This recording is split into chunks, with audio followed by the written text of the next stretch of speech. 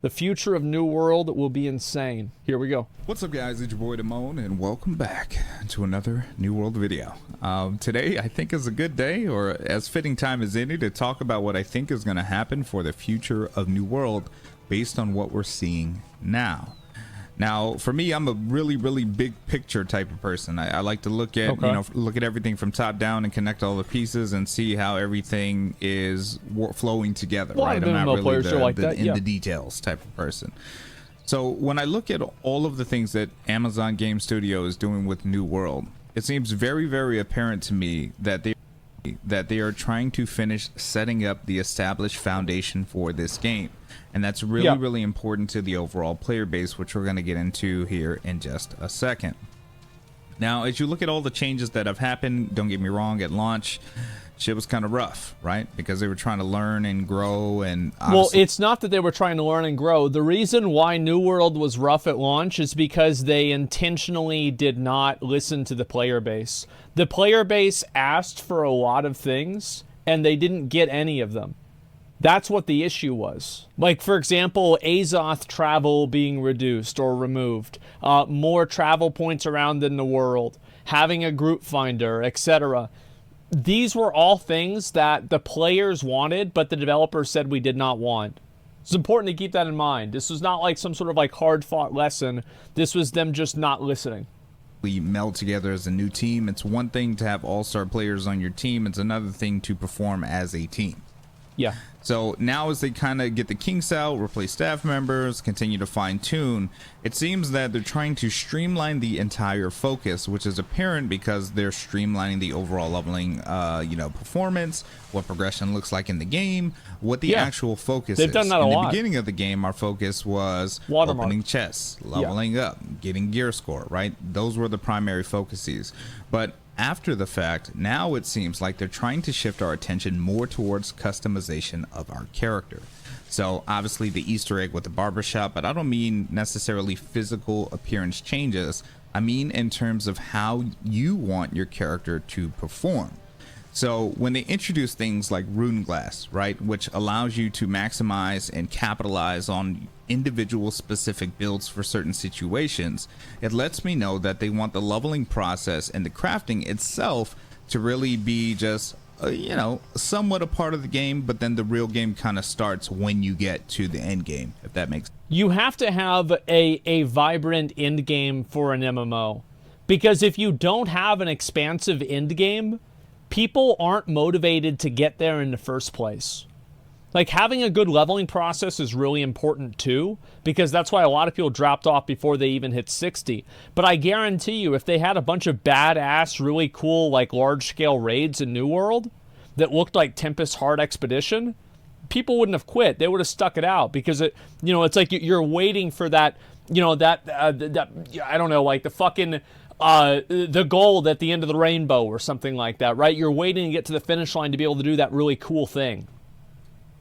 Sense.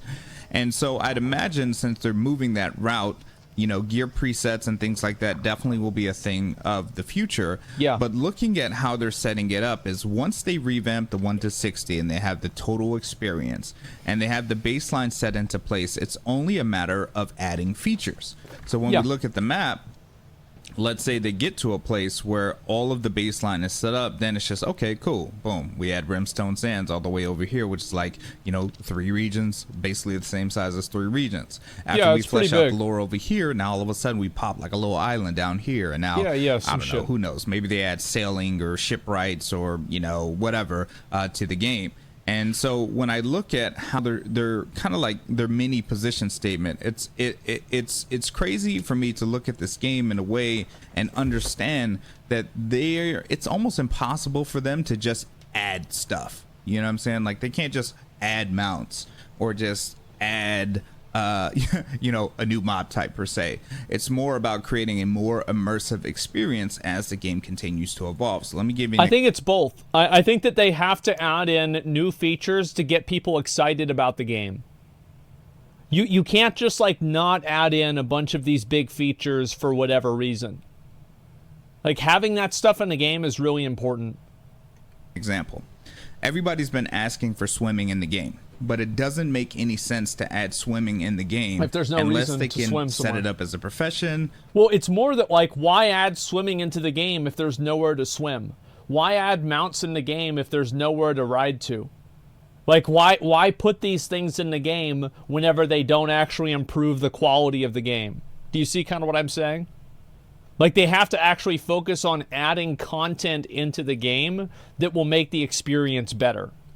Like actual raiding content, dungeon content, cleaning up the combat, stuff like that. Tie other things to it, involve underwater dungeons. Yeah, something like ships, that, right? Because exactly. we already have ships in the water. Turn them as a goddamn island in the middle of the Atlantic Ocean, right? So there's plenty of virtual real estate to play with, right? 1,500 miles-ish off the coast of Africa, about 1,500 miles off the coast of the U.S. So we got plenty of space to play with. Yeah, there you go. So imagine if they wanted to add swimming, then swimming is now a profession, or diving is a profession, or crafting ships is a profession. Yeah. Now you can roll with your crew. Your engineers can now make cannons, right? And now there's creatures in the sea that you could sail around with your clan and do stuff, or maybe there's instant ship combat, very or cool. whatever, what have you. Let's take it up a notch. Let's get into mounts. It's not as simple as them just adding a horse or a goat or whatever. It's a matter of how do we incorporate in the game to create a more immersive experience after they've laid the foundation. That's true. He's completely right. Like, if they add in mounts tomorrow to New World, the game will be the exact same. They're not transformative for the game at all. This is not changing the world. This is not adding any new gameplay. This is like, okay, now we just have mounts. Like, I think they should add mounts, but it's not as simple as just putting the mounts in the game. It's creating an ecosystem in which those mounts can exist, where it makes sense for them and there's actual gameplay tied around it. So with that, they could add a stable to each town, right? You can capture baby ponies or something and then like breed them or feed them or whatever. They add animal husbandry as a profession, right? And the whole scope of the game continues to expand and evolve. And we can see that with like the instruments and the music, right? Because now they're adding more ways, more horizontal content for players to get involved in that also benefits your overall progression. Yeah. So I think that they'll continue to do this. Obviously, they're going to add more mob types, more lore. I think the factions are going to continue to evolve. I think we can eventually expect to see faction type missions or reputation with new factions as they continue to unfold. That would be cool. Because now there's humanoids in the Angry Earth, right? Now we have the Varangians coming from who the hell knows where. Maybe we'll have to go there to fight a boss. Maybe there will be a new dungeon that kind of, Varangian knights were like Sweden, like Scandinavian, like Harald Hardrada, I think. Am I right about that? Varangian Guard, yeah. Viking conscripts, yeah. Some of the characters, by the way, in Vinland Saga, like Thorkel, actual real people. Explains that lore, right? And now King Arthur is involved, and they're adding names to these individual cities, like Everfall is Oxborough, which is based on this place, way back in the day where like Mary Magdalene was. And it's kind of crazy the scope that they're taking this game. So I think seeing things like raids, world bosses, they've already tested Turkulon last Thanksgiving with the giant boss. You guys have probably already seen the giant sandworm in Brimstone Sands. Yep, things are only going to continue to get crazier and crazier. And to be honest, I think that the next 6 to 8 months in New World is about to be nuts. All right. So I really wanted to touch on this and I kind of want to really get your minds going and really thinking about something much bigger than just adding like one thing to the game, and think about the scale and the scope that they can add these particular features to the game. Well, I think that the best way to look at it is like you're talking about adding in a gameplay loop.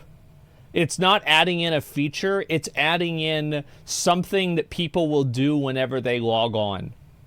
Like adding in a feature where like it doesn't interact or do anything else with anything else in the game. It's like you're basically just building different islands that you can sometimes go from one island to another.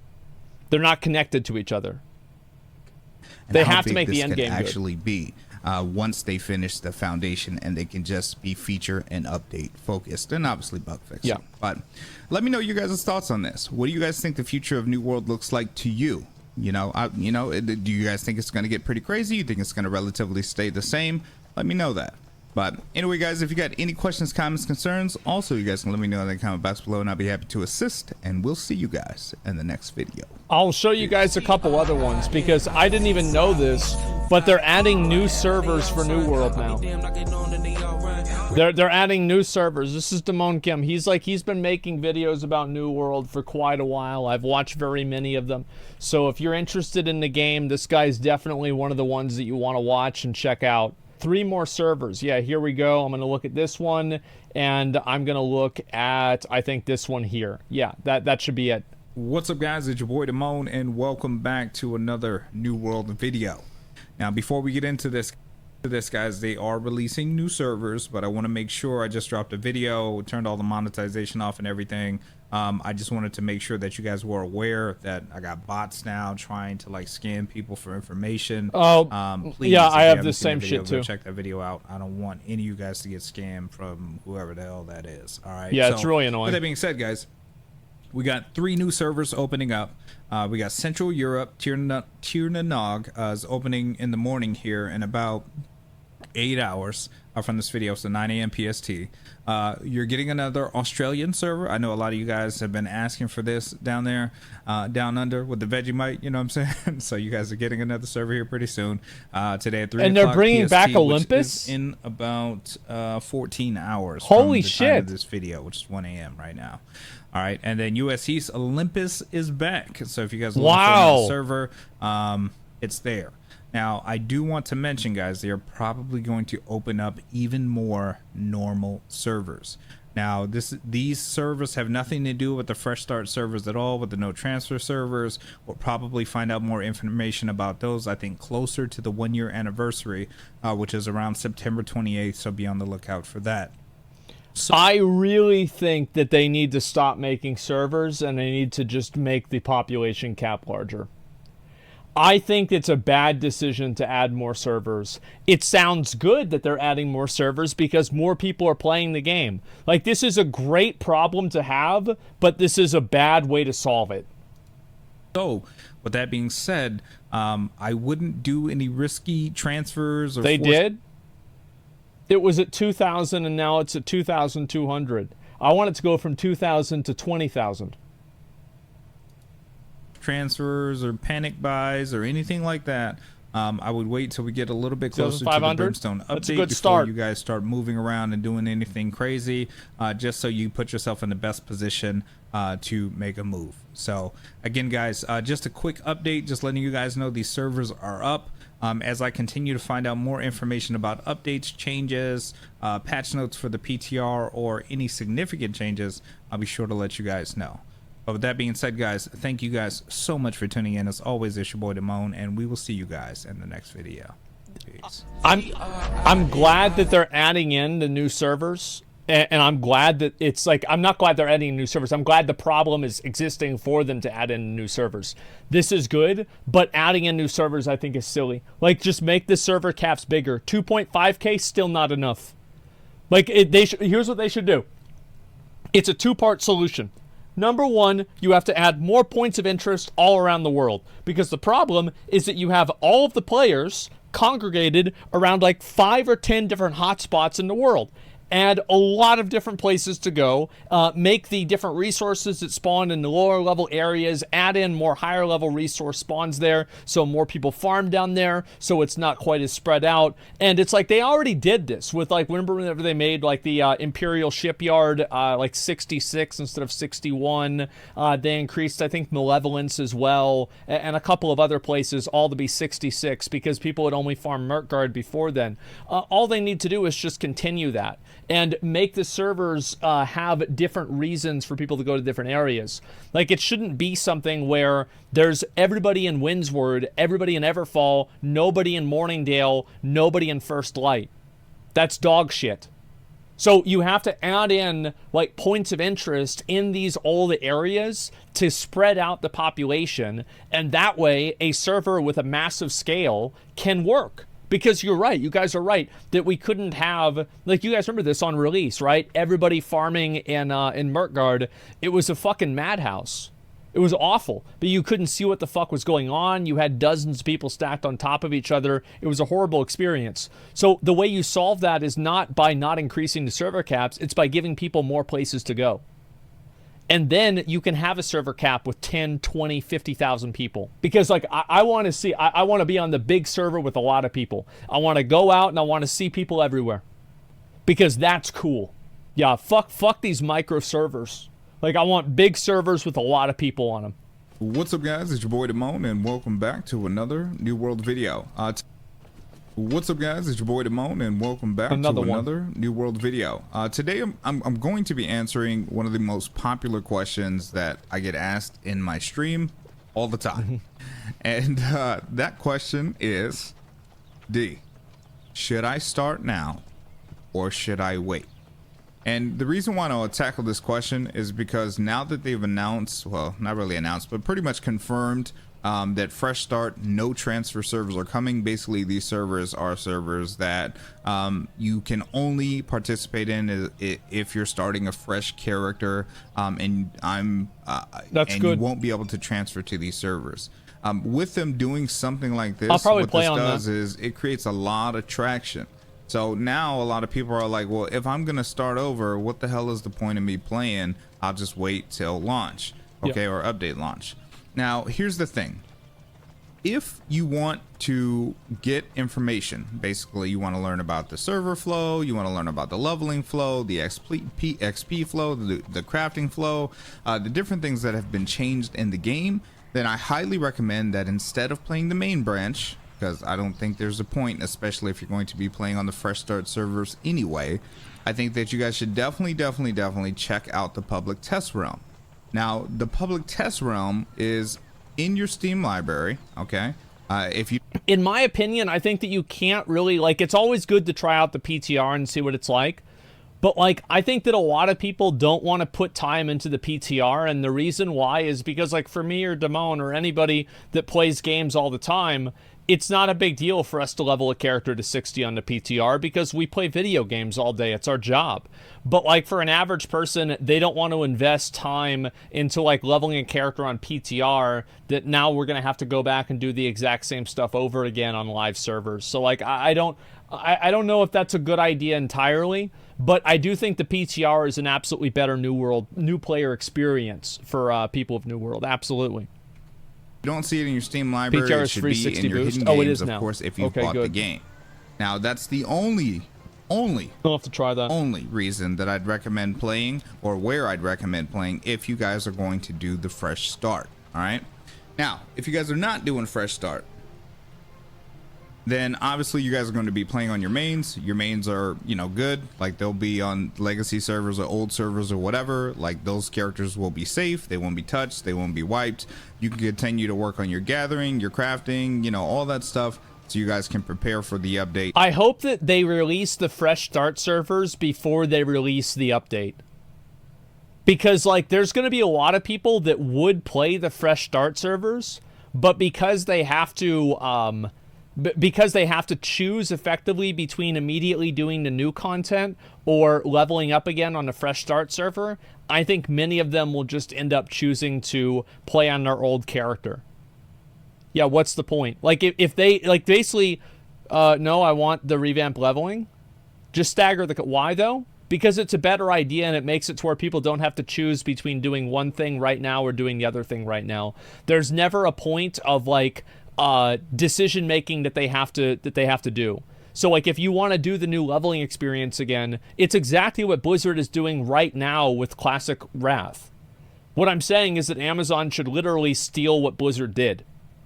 Just release the Fresh Start servers 3 weeks, 2 weeks before Brimstone Sands comes out, and that way people can level to 60 if they want to take it seriously, go through all of the content again, and then by the time the patch comes out, they won't feel the FOMO of not being able to do the new zone on the first day. You see what I'm saying? So, like, they don't have to choose between Fresh Start and Brimstone Sands. They can do Fresh Start, and then they can play Brimstone Sands. That's what they did with Wrath, and I think it was a great idea with the Fresh Start servers. There's no reason not to do that. Are you kidding yourself? You think people want to do the level grind plus gear score grind? I think there's a lot of people, especially with how much easier the gear score grind is now, there's a lot of people who would be willing to go and play a fresh start New World server. Yeah, and also many of them never really did the gear score grind. You know, they probably quit the game at level 40, or they quit the game at like level 60, and their, you know, average watermark was like 518 or something like that. So it doesn't really matter for them to restart. Yeah, you're probably not going to get the people that are the 1K, you know, hour Andes that have like full 625 legendary best in slot gear in.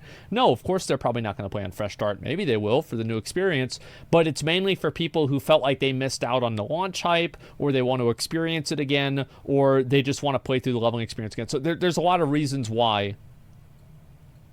I stopped at 30. I would do fresh start. Yeah. Like, for example, and I can look at this. Like, here, let's look at this right here. New World. Where's the achievements? I'm looking to see, like, where's the achievements here? I want to find, set up your Steam. What the fuck is a Steam profile? So only 67% even hit level, oh, wow. Wait, is it that low? Only less than half of people made it to level 30. Only 34% of people made it to level 40. Okay, now I'm seeing it. Okay, only 24% made it to level 50. And then let's see how many people actually hit 60. Only 17% of players hit level 60. So, like, you see how fast, you know, like, how fast things trail off. So that is the audience for fresh start servers. Be pretty much good to go. Okay. Now with those, that's pretty much it. And if you guys are doing that, then yeah, you guys are playing regularly, right? You're coming back to the game. Like, if you're not level 60 yet, you're definitely working on getting level 60, and making sure that you get your expertise to 625, so you guys can go right into Brimstone Sands and start tackling the new content, and most likely preparing for that giant ass worm that is that crazy. we've seen out there, right? Because apparently the worm has been data mined to have drops and abilities. That's so badass. It looks like it is going to be fightable. All right. So on the other side of that, if you don't want to do any of this, you don't want to prepare for Brimstone Sands, you don't want to get into the public test realm because you don't want spoilers, then you're literally doing nothing at all. Just chill. You're just hanging out, you're chilling, you're watching There it videos, is. maybe catching some streams of, you know, whoever you want, preferably me, of course. And then after that, once they make the official announcement for like the Brimstone Sands launch and all that stuff, that's the time that you're really going to start looking at, okay, are you going to be joining a guild? Are you going to be playing with friends? Like, what are you going to be looking at doing once you get into the actual update launch? And those are things that you're going to be thinking about. Now, these are pretty much the only three scenarios I think that exist in this situation. And depending which one of those categories you fall into is going to determine what you do right now. So again, just a quick rehash. If you want to get prepared for the fresh start, then you're in the PTR and you're checking out all the new systems and how everything. I will have to disagree. I think that if you want to be prepared for fresh start, don't fucking play the PTR. Like, save yourself for Jesus. Save yourself for playing the game raw with everybody else. You know what I mean? Like, you go into it, and it's a new experience as much as it can be, and you have fun. Yeah, that's my honest advice. Don't do anything right now. Maybe watch PTR, watch Damone, watch one of us, me, if I play New World, and watch that. But, like, don't make yourself play the same game twice, especially if you have limited time. Has changed. If you're preparing for your character to be ready for Brimstone Sands because you're staying on the legacy servers, then you're just leveling up your professions and all that stuff, getting the required professions to 200. You know, skinning, pretty much all your gathering professions, weaponsmithing, armor smithing, stone cutting, you know, all that good jazz.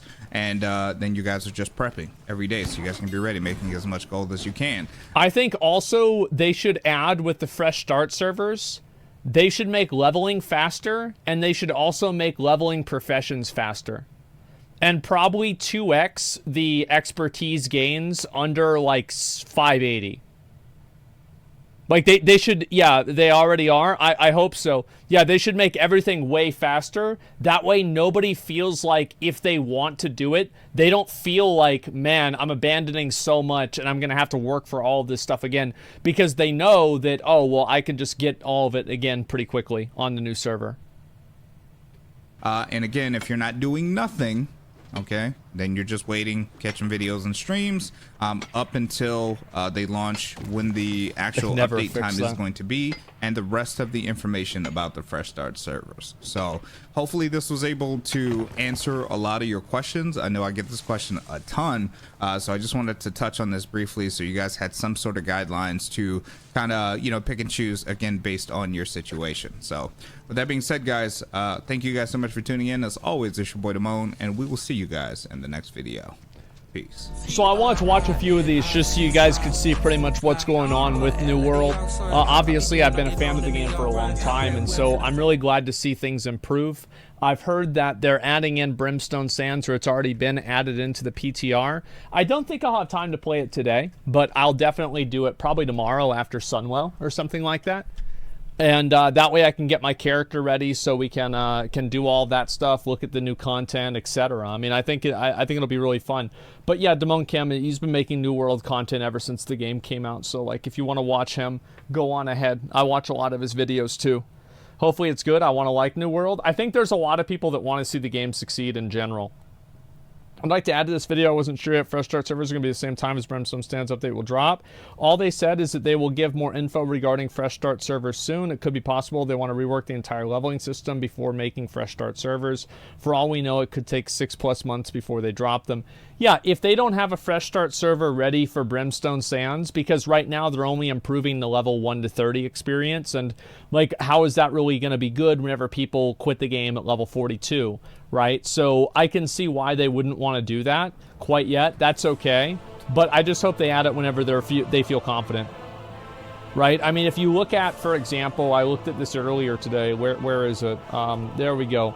The game has been growing in players again. It's been getting up over 30,000 players, and I think more people have been excited about the game.